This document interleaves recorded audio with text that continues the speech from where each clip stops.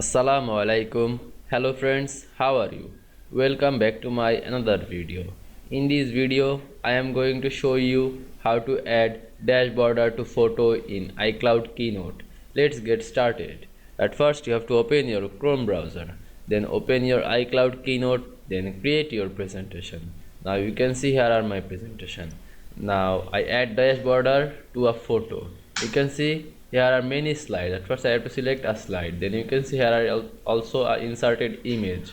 Now I add dash border in this image. Select this image, then go to show or hide format style option. Now you can see here are border option. Click this border option and you can see here a line border. Click line border. Click this line border and you can see here a dashed border option. Click here. Now I increase this border width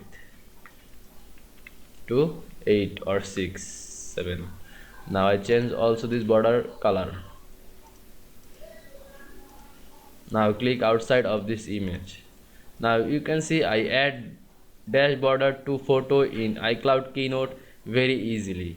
I hope you enjoyed my video. Please like, comment, share and subscribe my channel. Thanks for watching.